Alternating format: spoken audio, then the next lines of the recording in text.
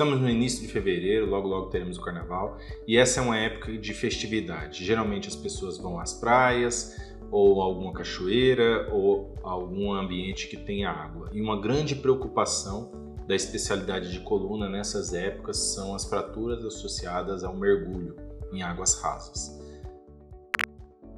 Estas fraturas, a região mais comum de ocorrer esse tipo de fratura é na transição crânio-cervical. Essa região crânio-cervical é a região onde confere maior mobilidade lateral da cabeça, que engloba a articulação da primeira vértebra cervical com o osso occipital do crânio, engloba a articulação da primeira vértebra cervical com a segunda vértebra cervical e, em menor importância, segunda vértebra cervical com a terceira. Então, basicamente, quase todo o movimento lateral que nós fazemos com a cabeça é oriundo dessa transição crânio-cervical.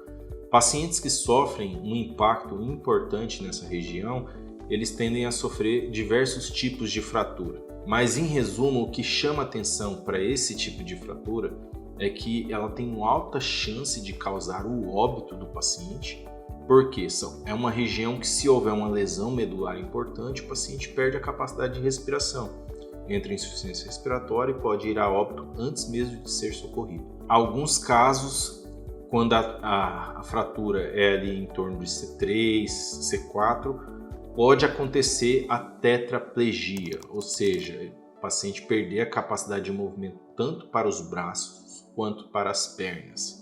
E isso impacta em uma redução de qualidade de vida de forma importante. Então, qual que é a orientação para aquele paciente que sofreu um acidente em águas rasas?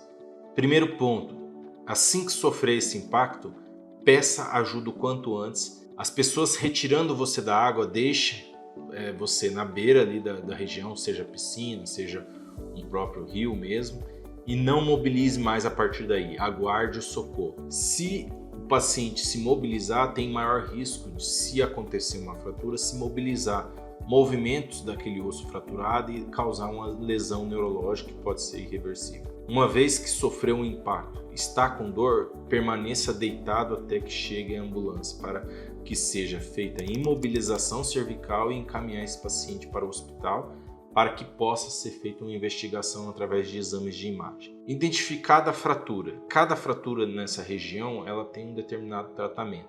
Então temos fratura de odontoide, em que é feita a fixação desse fragmento de osso.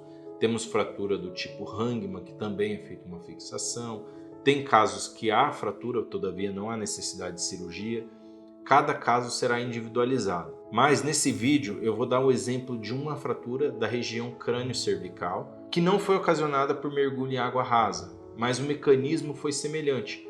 Foi um paciente meu que caiu do telhado e com esse impacto que ele sofreu na queda do telhado houve uma fratura. A fratura da primeira vértebra cervical. Nesse caso do meu paciente José, ele sofreu uma queda do telhado em torno de 2 metros de altura. Quando ele bateu a cabeça ao chão, ele sentiu uma dor cervical muito importante.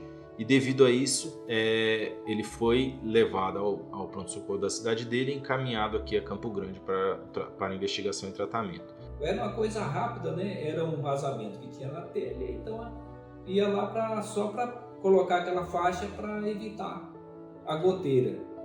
E disso aí que aconteceu essa fatalidade. Eu escutei assim, na hora que eu bati, a dor até na hora não senti tanto. Eu escutei um estalo assim, né? Mas se eu voltasse um pouco o pescoço para trás, eu sentia dor. Houve uma fratura do que chamamos de arco anterior de C1, ou seja, a parte central da vértebra de C1 na parte anterior. E com essa fratura, houve um deslocamento dessa vértebra de C1 em relação à segunda vértebra de C2.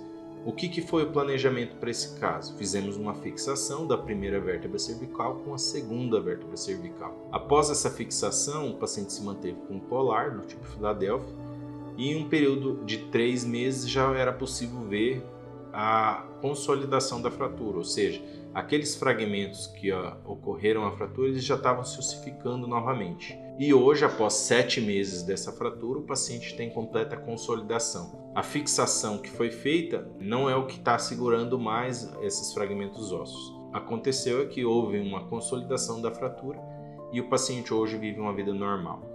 Não, então, estou com 7 meses hoje, né? da cirurgia, tô tranquilo. Tô me sentindo bem, não sinto dor nenhuma. Gente, vamos ter responsabilidade nesse carnaval, hein? Não vamos nos arriscar em águas rasas.